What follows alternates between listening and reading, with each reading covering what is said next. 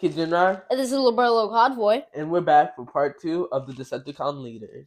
Who should we look at next, Little Convoy? How about Galvatron? Galvatron. The leader of the Decepticons. Yep.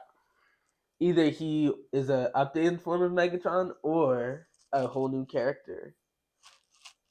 Which is pretty cool. Yeah. Like, most likely in the comics, he's been a new character in IDW and in the original Marvel comics. And UK Marvel comics, if you want to count those as different ones.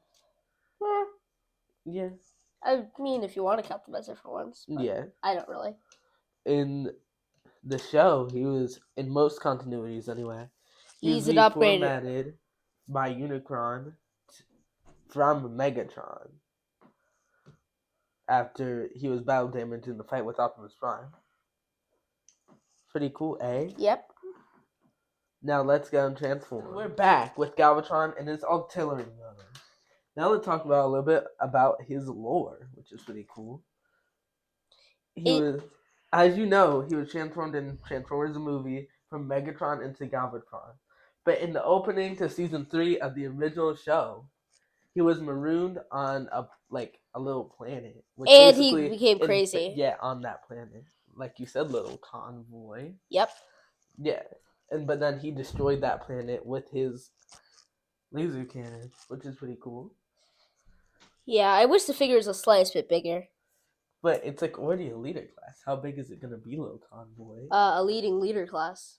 Huh? A leading leader class. What is that? I don't know. It's just something that came up in my head. Okay, that's so funny.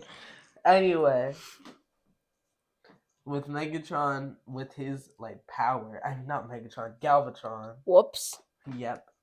With his power, he can pretty much destroy a lot of stuff. Yeah, pretty much. His rivals would either be Ultra Magnus or Rodimus Prime. He was definitely more advertised as Ultra Magnus, but in the show, he was really against Rodimus Prime. With Cyclonus being against Ultra Magnus. Yeah, but what's the problem with having two enemies? I mean, I don't know. When Decepticon Leader doesn't really matter. Yeah. Alright, well, he rolls off. Let's look at the other Galvatron. The movie one. Now let's get him transformed. Studio Series Galvatron. He's a truck for some reason. Yeah. An unfitting vehicle mode for any Decepticon, really. Unless they like the Viacons or Stunticons. But it's really odd to see Galvatron like this, especially since he's had power-up, more powerful vehicle modes. Way more powerful. It's kind of almost a downgrade if you think about it. Yeah, and fun fact, in the Angry Birds video game, the Galvatron in that game is based off of this Galvatron. So, fun fact there for you. Oh, okay. Yeah. I was unaware of that until now, but okay. Yeah, so pretty cool. Anyway, for some reason he also doesn't work with any of the other trailers. I wish the trailers had compatibility with all of the different truck transformers. Little Convoy, can you pass me a trailer? Yeah, sure. But as you can see, he has this thing in the back, which allows him to not carry a trailer for some reason. Yeah, no compatibility there. Yeah, and it is also kind of a small truck. Anyway. Yeah. In the movie, the way he transformed was that he split into different bits, and then he came back together, almost like a Lego. Right, Little Convoy? Yeah. Do you have anything to say about it? I mean, before we wrap up on to the next one. He's a pretty interesting gray color. Really? Yeah, it's weird. I don't know. It kind of looks like there's a curve here.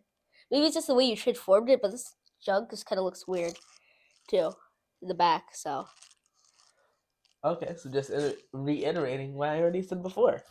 Okay, so now let's move on to Starscream. But which Starscream? I don't know. Let's choose movie Starscream, since we are going on with the movie scheme after all. Okay, then. The way he was leader was in the movie comics, the movie tie-in comics, which he led the Decepticons to victory multiple times. Yep.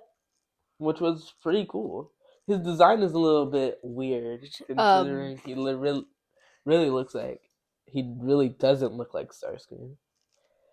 Just kind of looks like A Dorito, kind of. with some spindly little legs. Uh-huh. But I could see how they could, like, because, like, this is basically where the wings are. So I don't know. It's kind of like if Starscream, like, didn't have any wings and it was just kind of, like, forced into him. Because he's kind of still the same shape. Just, like... compressed. Yeah. Okay. Anyway, enough of me blabbering. Let's get him transformed. This is Starscream in his vehicle mode. Pretty sleek. Pretty nice. Yeah, pretty cool. So some decal, some Decepticon symbol, Ariel symbol. Which is actually really cool how they put that there. I actually like that. Yeah, it's kind of like an opposite. So pretty cool. He's like this tan color, not really like Starscream's color. It's like tan and gray. Pretty cool. Pretty interesting colors of choice. Yeah, and like I said before, he led the Decepticons in the comics, in the IDW movie comics. A handful to say, right, Little Convoy? Quite a handful. Yeah, he led them to victory numerous times. Because the reason why he was leading them instead of Megatron was, if you recall, Megatron was on Earth in the first Transformers movie, so the comics were like a prequel. Yep. Alright, now let's review next. Let's not do Starscream, and let's do Overlord. Oh, come on. He's a little tall. This is the size of old leader classes. So, let's get him transformed into both of his modes. Is Overlord in one of his vehicle modes. He has a second one. We're missing a few parts, but yeah, as you can see, especially on the jet mode. He's one of our older Transformers, so yeah, he's missing a bunch of pieces. Like his other wings pieces, nose cone, and his Titan Master / Headmaster is missing an arm and has a wrong arm. So nice. I guess. He has cockpits in both modes. And he was the leader in, or at least he was the transtector to the leaders in Super God Master Force, a Japanese anime. That was the second installment in the Japanese trilogy. Although missing some of the parts, I'm pretty sure all the stickers are pretty good shape. I wouldn't say they're in pretty good shape, but they're there. Another piece of info that we have was that he was piloted by the wife and husband team Giga and Mega, which the Japanese version of Overlord from Transformers Legends had 2 Titan Masters. And if you bought 2 of the Japanese version of this toy, they could combine and form like an ultimate Overlord. The Overlord of Overlords. Yeah. Or the ultimate Overlord. Master Overlord. Super powerful Overlord. Yeah. So, yeah, pretty cool. Now let's get him into his base mode. He is in his base mode. Pretty cool, right, Little Convoy? Yeah. Alright, now let me finish up what he did in the anime, or what they did, considering he was a transector. At the end, like the human partners, Giga and Mega, they were working for Double Z. In the end, Double Z killed them because he wanted to kill all of mankind. But Giga and Mega didn't want that. So they basically threw them out in like Antarctica, I'm pretty sure. And then they froze. So they died. Youch. And then the Transector came to life. And in Transformers Zone, the last part of the trilogy, he became a living Transector and then became one of the 7 demon generals. So pretty cool. So maybe he did become super duper mega. I'm not even gonna finish what I was gonna say. Alright, little convoy. Talk to them about the Prime Wars trilogy. So his whole thing in the Prime Wars trilogy was that he was trying to revive Megatronus. And so he had many attempts at that. It was pretty fun watching that series over and over. We watched it a lot. Yeah. He also turned Rodimus into Rodimus Cron. Or Rodimus Unicronus. So, pretty cool. I didn't really like that name. I just never liked it. I haven't had any ideas on how to change it, but I never liked it. I mean, yeah. His name, well, what Rodimus Unicronus was, it was basically Nemesis. Well, not Nemesis Rodimus, but he was Nemesis. Right. Okay. He was Shattered Glass Rodimus. That's what I was trying to say. So there's pretty who he is. That's pretty cool. Yep. Alright, now let's move on to Starscream. Well, the first Starscream. Yeah, well, the original Starscream. His coronation figure, because that's probably the coolest version. His cape spreads out like that. And Low Convoy, talk to them about Starscream. Well, Starscream is my favorite Decepticon, 100%. Maybe my favorite Transformer. I don't know if I like him over Bumblebee. But pretty much, Megatron, after being thrown into space By Starscream. He immediately assumes command. Don't blame him. He is technically his second in command, but he assumes leadership, and which lasted all about a minute, because then he was shot by Megatron. You mean Galvatron? Literally vaporized. Yep, and turned into ashes. And do you want to talk about him in the comics? A little bit. In the comics, he was basically there, and then he became underbase-powered Starscream, which he killed most of the Autobots and the Decepticons. Now, recently with the newer comics, which you've been reading, yeah, he kills Bumblebee immediately, which is kind of funny because these are my two favorite Transformers. Yeah, that was kind of funny. And he also becomes the Decepticon leader in that one. And he also kills Skywarp, turns him into Teletran 1, and Skywarp brings back most of the Decepticons, including Soundwave. So now let's get him transformed. Here he is in his plane mode. Pretty cool. There's not too much differences between this and its normal version. Yeah. Except for like these two gray areas, but you know. It is what it is. I mean, couldn't we technically say that about everything? Gray moment. Like, there's these gray pieces, which he had in the movie, and then they're missing the red and white stripes, which the toy had. The original toy and the Earthrise version of this toy had. So that's really much all the differences. Not too much to talk about. Yeah. Now let's watch him blast off again, just like Team Rocket, and let's look at Nemesis Prime. That wasn't a funny joke.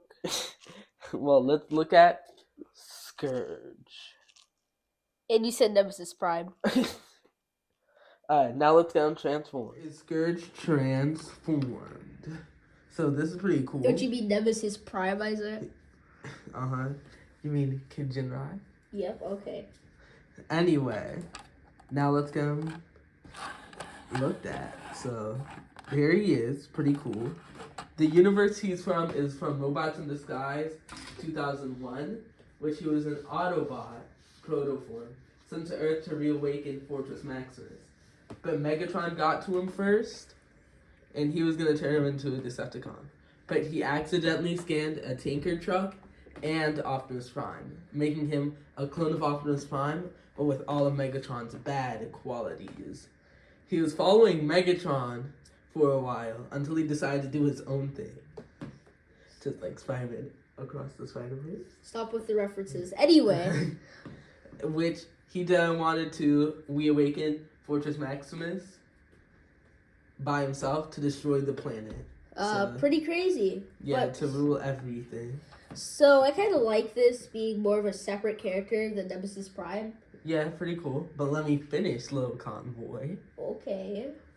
Anyway, Scourge himself, once Megatron found out his idea, he basically had his mind erased along with the other Decepticons. In this show, Megatron is a part of the Predacons, by the way. There's Predacons, Decepticons, and Autobots. So, there you go. The Decepticons are like a little small faction of the Decepticons. So, pretty cool. Here he is. His tanker truck can also, his tanker can also transform into a little base. Yep.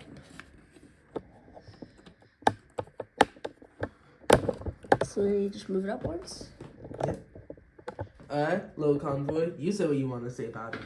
So BS is everything we need. He can attach to other trailers, which is pretty nice. His base is pretty much the exact same. Does he ever use his base in the series? Yes, he does. Multiple times. Okay. But the wheels are pretty good as well. And it kind of like the tinted windows with like the red. And like the flame decal and stuff. It's a pretty nice overall paint job. So, yeah, that's really all I have to say about it. Okay, so now let's move on to the Fallen. He was the first Decepticon in the movie universe, which was pretty cool. First Decepticon who was banished to Earth because he basically wanted to turn Earth in, like, the Primes only harvested non-inhabitable planets, like there's nothing living on them. He wanted to harvest habitable planets. So that was not good. Nope. Yep. And which is a little bit weird in the Bayverse continuity, is that Earth ended up being Unicron at the end. So, yeah. And that's why also Rise of the Beast cannot be a prequel to the Bayverse, because why would Unicron be trying to eat himself? Yummy. Yeah. So now let's get on Transform. His mask can also come off. And he has a bird beak for some reason. He is in his prototype or artwork vehicle mode, because in the movie he didn't have one. So the original toy just gave him like a little skinny jet mode, which is kind of cool because it's kind of like see-through. Would it be like an actual? Now I remember talking about another video, Transformers that work as planes. There's a lot of stuff that would not work. Yeah, he wouldn't work as a plane. Why, little convoy? Okay, this is way too sharp. Non-sharp. This is just clunky over here. There's no ailerons or rudders or stuff. And, it's just big. And what? There's no need for this. Is there any other lore significant stuff that he's done that I didn't talk about before? Well, we already talked about being the Prime. Nothing that I can think of. Okay. So now that we're finished with him, he was the Lost Prime, which I forgot to mention before. And Megatron named after him. Yeah, Megatron was named after him.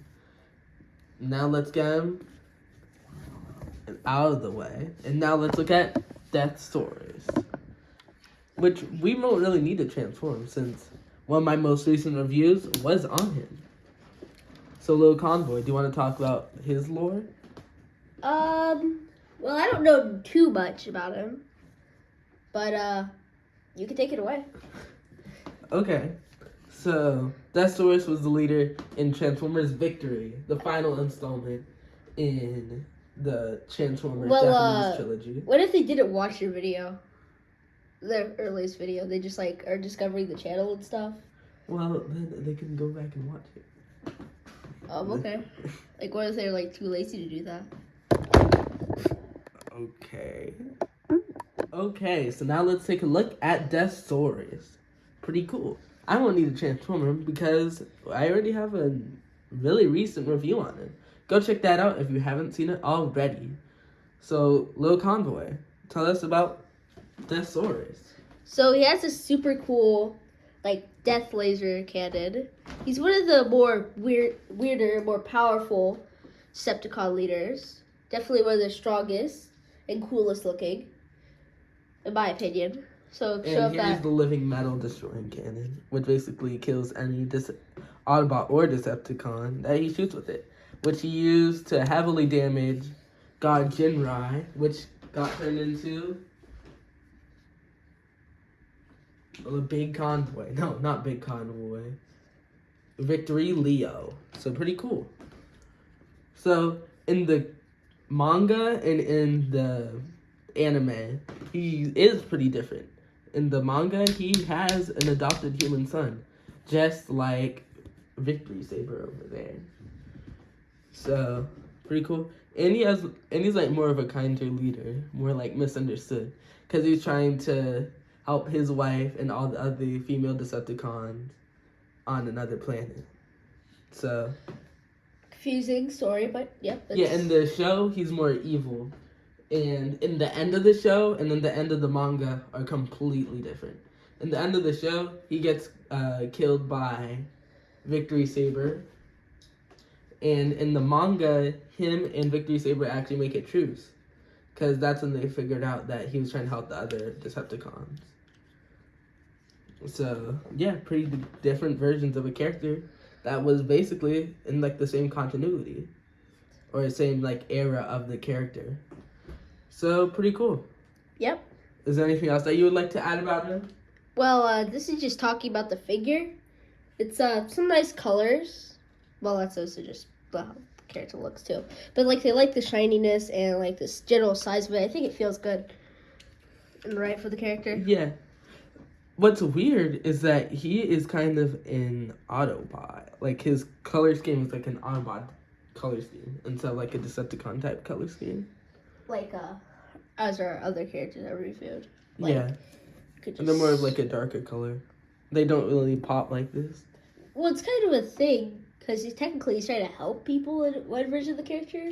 So maybe they could have been thinking of that, or they could have. Who knows? Okay. Well, now he was our second to last one. Let's look at our last one. Scorponok. The leader in Headmasters, the anime, and as one of the last villains in the original show. Now let's get him transformed. Let's take a look at Lord Zarak, his headmaster. And he also has a headmaster. The headmaster of the headmaster. What if that Zarak. headmaster had a headmaster? And then that headmaster, okay, you get the joke. But that could go on infinitely technically. Pretty cool. In the show, he, like in the original G1 show, he was a Nebulin, who basically teamed up with Galvatron to take over Cybertron. Yep. Which in the end of the show, he was banished along with his Transtector, Scorponok, along with Galvatron, and they basically joined forces. But then at the end of the show, it was rumored that he would betray him, but there was never another season, so that was just left up to speculation. So pretty cool. Here he is. That's pretty awesome. What do you say so, Gabriel? Yeah, I like everything with convoy. it. Yep. Anyway, so here we are. Let's get him transformed into Scorpion mode. But first, let me not forget about this. Let me talk about his Japanese version, which is the more interesting out of the two. Lord Zarak was originally a headmaster. Yep. Yeah. And he basically became the leader of the Decepticons. He basically usurped Galvatron as the leader. And get into Scorpion mode. Let's talk about his headmaster, Lord Zarak. Lord Zarak in the original show was from the planet Nebula, and he was a Nebulin who joined sides with Megatron to become like an ultimate mech, which was Scorponok. He became his headmaster, and they basically tried to overthrow Autobot as the main ruler of Cybertron. Yep. Low Convoy, you take it away. Okay, so he's a pretty cool character. Let's talk about Fast Track. Fast Track. Fast Track can turn into a trident for Scorponok to use.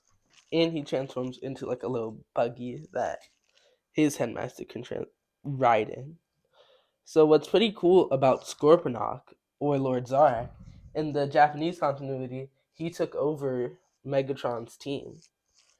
Galvatron's team. He basically overthrew Galvatron as the main leader. Yep.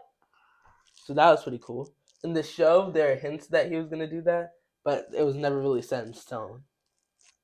So he's definitely very treacherous.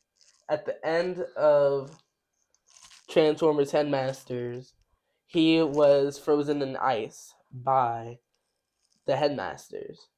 And he basically stayed there until Super God Master Force, where he's basically unfrozen and turned into Black Zorak, in which he was possessed by Devil Z and became like a two-headed dragon, which can be recreated with the Earthrise toy, so that's pretty cool. Anyway, let's get him transformed into Scorpion. With Scorponok in his gigantic Scorponok form. He's pretty big.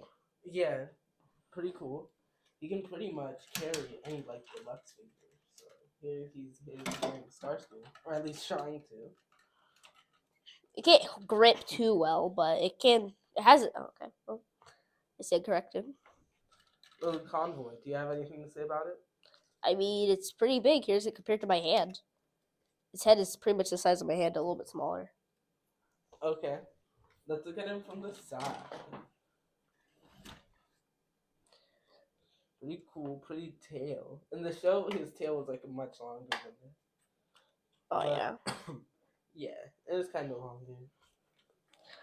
I think he does have a base mode, but like it's kind of lackluster. If you look at some of the design logs of the designer, they were going to make the base mode more like extravagant and better, but they ran out of budget, so we ended up with the base mode that he does have. these, I think the legs could have been a little bit bigger though. Really, I think they're pretty accurate. Hmm. Since he is our last one, let's wrap up the thoughts on all of them. And we'll see you in a moment. We're going to try something a little bit different. Now we're going to do the Decepticon Awards, almost like their versions of the Oscars. But for Decepticon Leaders. Yeah. All right, Low Convoy, start us off. So, of course, my favorite is Starscream. He's his favorite Transformer, and in the newest comics, he is quite evil. And yeah, he's definitely one of the evilest Decepticon leaders. And for Desaurus, I'd vote him like the best Decepticon leader in the way, at least in like a moral sense, at least manga wise, because he's a pretty good leader in that one. He actually like cares about his subordinates, which is something you will not see in Megatron. Yeah.